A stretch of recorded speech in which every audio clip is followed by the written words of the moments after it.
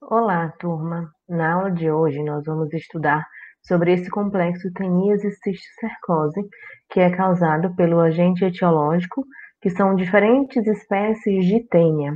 A tênia é conhecida popularmente como solitária.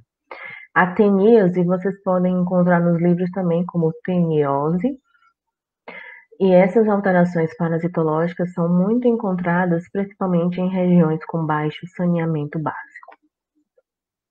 Em relação à classificação taxonômica, nós observamos o reino Animalia, o filo dos platelmintos, que são ainda os vermes achatados.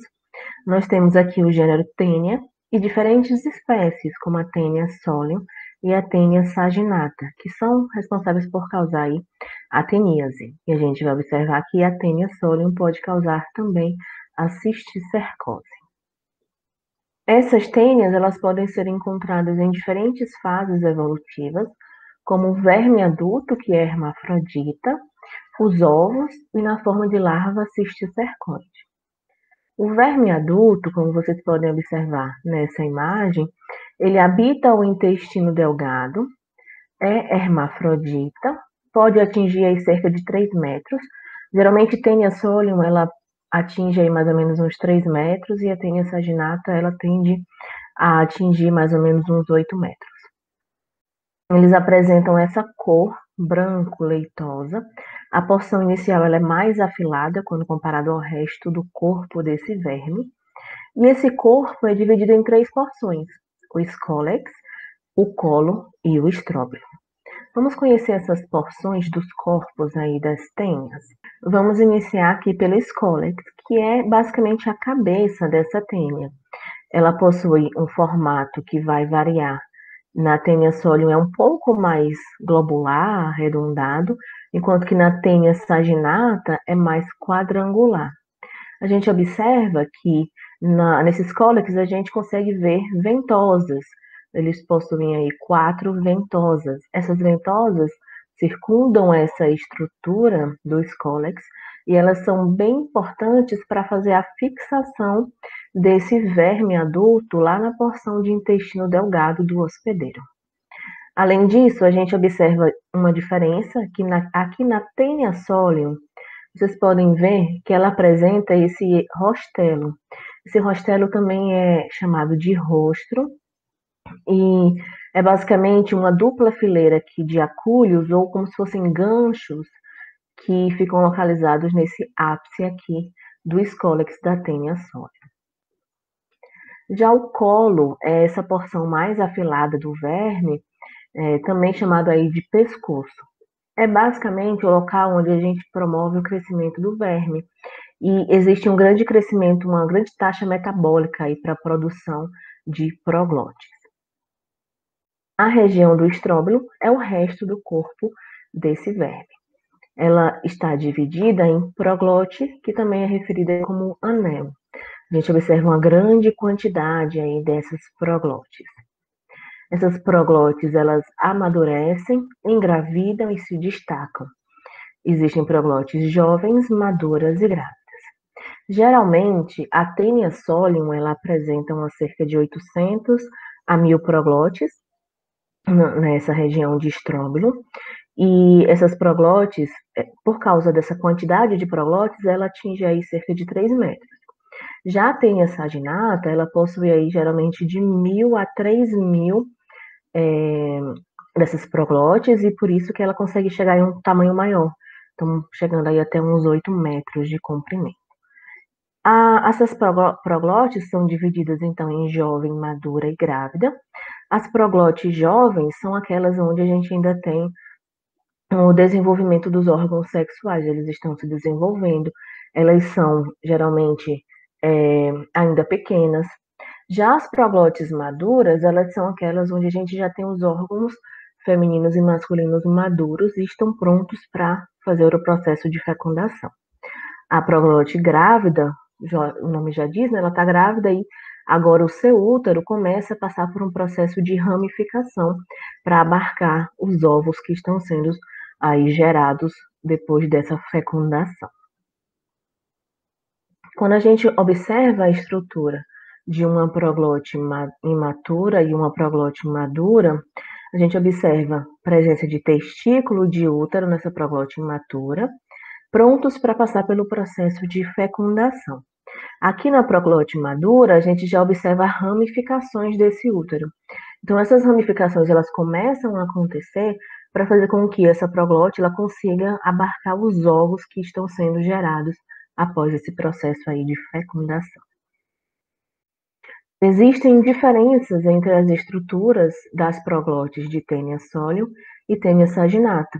Essa é, inclusive, uma das formas de diferenciar o tipo de tênia que acometeu um determinado hospedeiro.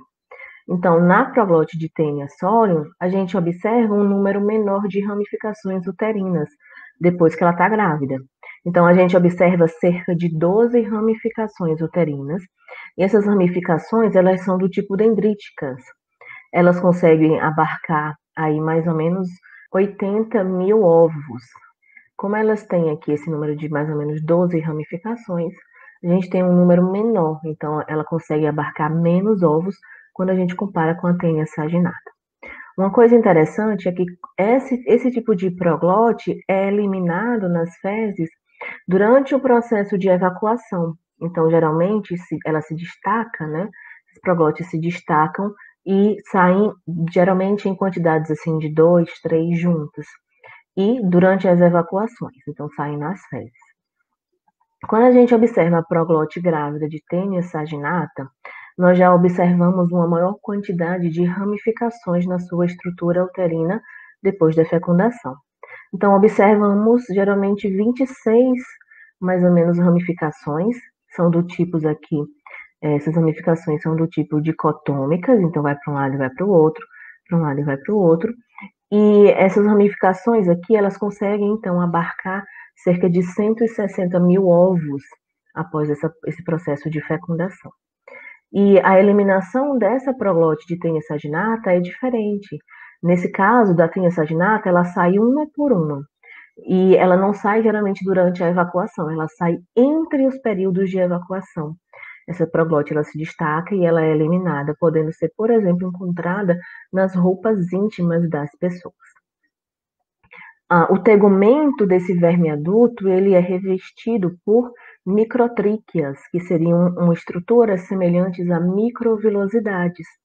Isso é importante para esse verme porque melhora aí o seu processo de captação de nutrientes, facilita também aí ele conseguir se manter naquela região intestinal mesmo quando a gente tem movimentações locais. Já os ovos das espécies de tênias, eles são esféricos, liberados dessas regiões aí das proglotes. Geralmente apresentam 30 milímetros de diâmetro, e esses ovos, eles são indistinguíveis. Só olhando para o ovo, você não consegue dizer se ele foi gerado pela Taenia solium ou pela Taenia saginata. Eles têm estruturas semelhantes. Possuem uma casca protetora espessa aqui, que tem esse aspecto radiado, e no centro a gente observa o embrião, que é um embrião hexacanto, ou chamado aí de oncosfera. Ele possui aqui 3 pares de ganchos e uma dupla membrana nessa estrutura da oncosfera. Sob condições adequadas, esses ovos eles conseguem permanecer viáveis por meses aí no meio ambiente. A estrutura do cisticerco, como nós podemos observar nessa imagem, é basicamente uma vesícula translúcida que possui aí um escólex invaginado. Então, essa porção, já que ela tem o escólex, a gente vai ter diferenças na estrutura desse cisticerco. Se for um cisticerco proveniente lá da Taenia solium, a gente vai observar aquela sequência de acúlios, de ganchos na sua estrutura, enquanto que se for um cisticerco de Taenia saginata, a gente não vai ver essa estrutura do rostelo. Essa larva ela se invagina aí com o tempo. Nessa tabela, nós conseguimos observar as principais diferenças entre a Taenia solium e a Taenia saginata. Em relação ao escólex, a Taenia solium tem esse escólex mais globuloso, né, globoso, mais arredondado. Tem o rostro, o rostrelo, tem uma dupla fileira de ganchos. A tênia saginata tem um aspecto mais quadrangular, sem rostro e sem ganchos. Em relação às proglotes, na tênia solium a gente observa ramificações uterinas pouco numerosas, geralmente são 12, de tipo aquidendrítico, que saem passivamente com as fezes. Já da tênia saginata, essas ramificações são mais numerosas, geralmente aí por volta de 26, e são do tipo dicotômico. Elas saem ativamente no intervalo das defecações. O cisticerco de tênia solium apresenta aqueles ganchos, de tênia saginata não apresenta aqueles ganchos. A capacidade de levar a cisticercose humana é comprovada apenas para a tênia solium. E os ovos das duas espécies são indistinguíveis. Os hospedeiros intermediários são os suínos e os bovinos. Entretanto, os suínos são os hospedeiros intermediários para a tênia solium, enquanto que os bovinos são os hospedeiros intermediários para a tênia saginata. Nesse caso, o hospedeiro definitivo é o homem. Entretanto, existem casos onde o humano pode adquirir a forma intermediária da tênia solium, e nesse caso, a gente pode desenvolver a cisticercose. Então, apenas aí através da tênia solium. O ciclo biológico é heteroxênico e ele se inicia com a eliminação de ovos pelos humanos, né? Esses ovos, eles podem ser eliminados de duas formas. Em alguns casos, durante a apólise, que é esse destacamento lá da proglote da estrutura do verme adulto, ele leva à ruptura dessa proglote e aí o humano pode liberar os ovos nas suas fezes. Geralmente, o que a gente observa é a eliminação da proglote repleta desses ovos, e no meio ambiente, devido à degradação que ela sofre, esses ovos eles vão contaminar diferentes locais. Então, essas proglotes com os ovos vão ser eliminadas nas fezes humanas e vão ser ingeridas pelos suínos ou pelos bovinos.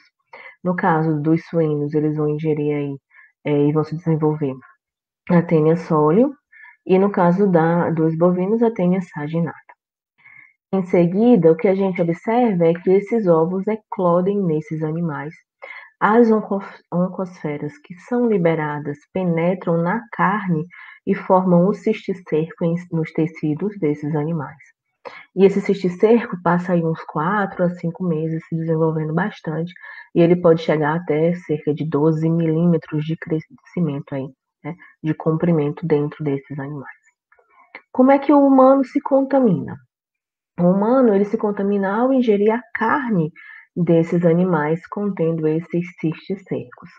Esses cisticercos, então, passam pela região gástrica, sofrem ação do suco gástrico, e isso estimula o escólex a sair desse cisticerco e se fixar na região ali do intestino delgado dos hospedeiros definitivos, no caso aí dos humanos. Então, esses cisticercos fixados nessa região se desenvolvem e geram os vermes adultos. Após cerca aí de 3 meses, os vermes adultos já passam a eliminar os ovos. Então, nesse caso, nós chegamos ao quadro de teníase humana. Em outros casos, os humanos podem chegar a ingerir os ovos de tênia solium. E nesse caso, esses ovos vão eclodir e vão formar o cisticerco nos tecidos dos humanos. E aí eles vão desenvolver a cisticercose humana. Alguns locais que são bastante acometidos são o tecido nervoso, lá a região cerebral, e também a região ocular. As alterações patogênicas diferem entre os quadros de teníase e cisticercose. No caso da teníase, a gente vai observar a presença do verme adulto naquela região do intestino delgado. As tênias, elas são popularmente chamadas de solitárias. Entretanto, o indivíduo pode estar parasitado com mais de uma tênia. Então, não necessariamente você vai ter só uma tênia, você pode ter várias tênias aí no intestino delgado. E Os aspectos patogênicos associados com a teníase envolvem justamente a presença desse verme no intestino delgado. Então, isso leva a sintomas irritativos locais. A pessoa sente náuseas, pode ter diarreia, dores abdominais, obstrução intestinal. Se existirem uma grande quantidade aí de tênis, isso pode levar a uma obstrução dessa região intestinal. Além disso, existe uma competição pelos nutrientes, então existe esse espólio de nutrientes. A tênia, ela vai captar nutrientes e, com base nisso, a pessoa vai precisar ter uma alimentação mais reforçada. Engraçado que, em tempos antigos, já foi utilizado a infecção aí pela tênia nas dietas para emagrecimento. Então, coma, e sempre se mantenha magra, utilizando aí, fazendo a contaminação pela tênia.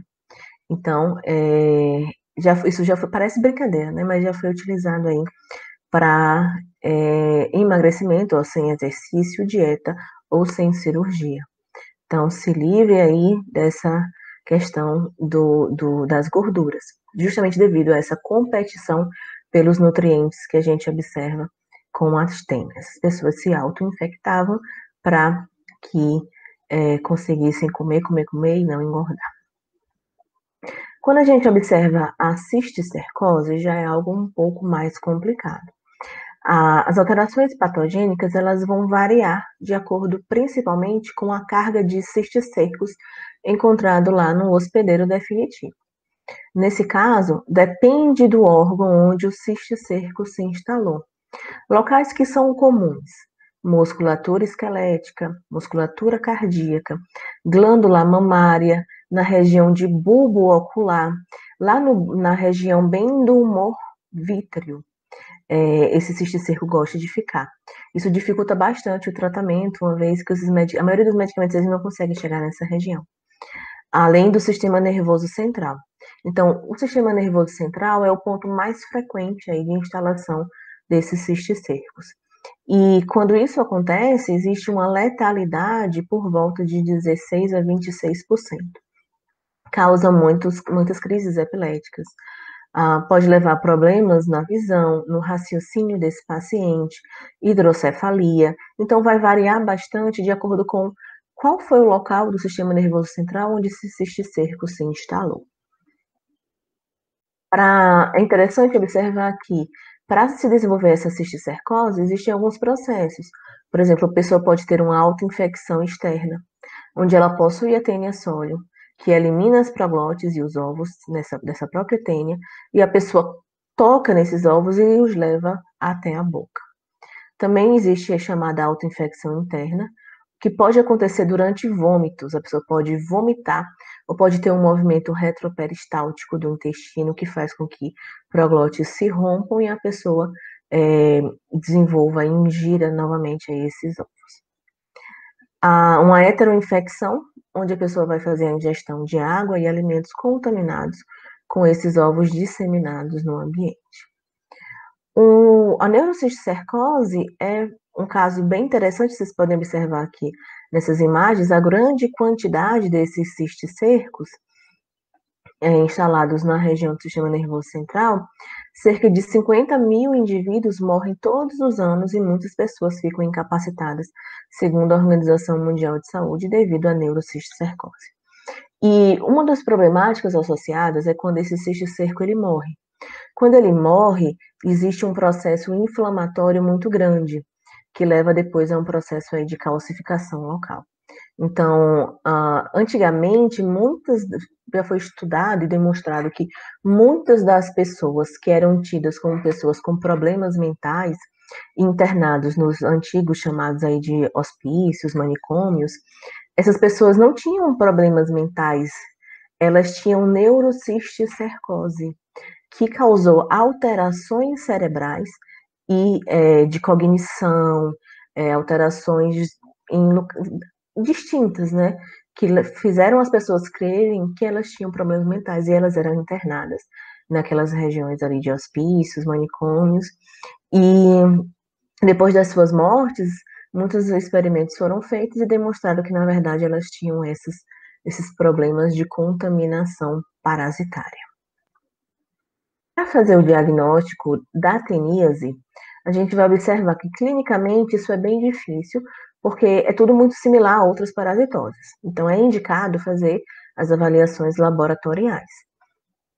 Pesquisar as proglotes nas fezes, porque raramente a gente vai encontrar os ovos, encontra muito mais as proglotes nas fezes dessas pessoas contaminadas. E como existe uma diferença no momento de liberação dessas proglotes, é indicado também fazer uma coleta aí seriada para aumentar as chances de fazer um diagnóstico correto. Para fazer a identificação de qual é a espécie que a pessoa está contaminada, é ideal observar as ramificações uterinas. Lembra que existem diferenças aí nas ramificações uterinas para a tênia saginata e para a tênia sólida.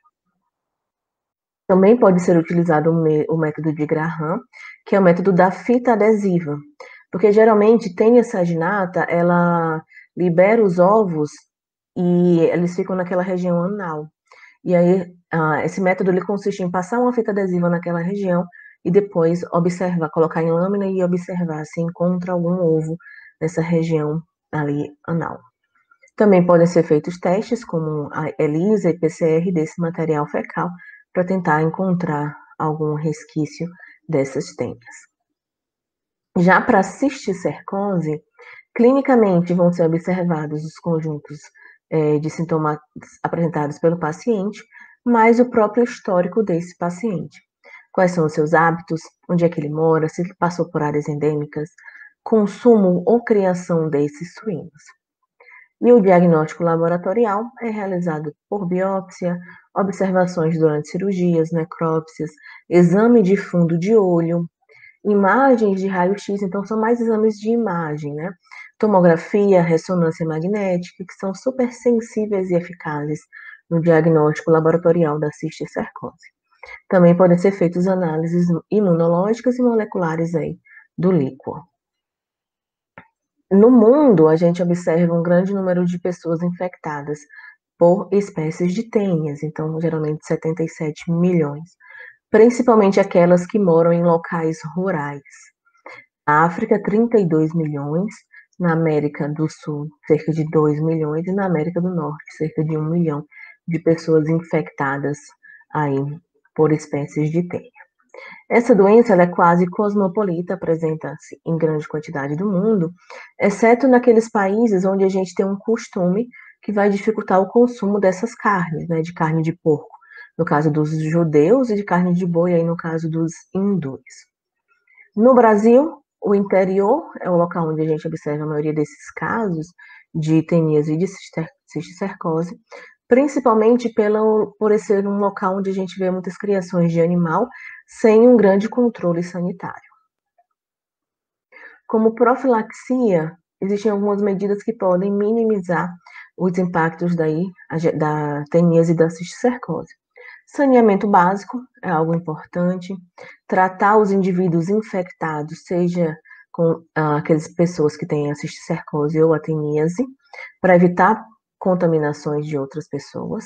E uma criação de animais cada vez mais rigorosa, dentro de perfis sanitários. Inspeção das carcaças também em matadouros, isso é feito pelo Ministério da Agricultura, para evitar que essas carcaças cheias de cisticercos passem e sejam aí consumidas por pessoas. O tratamento para a teníase envolve a utilização de niclosamida e praziquantel, extremamente efetivos na eliminação desses vermes adultos.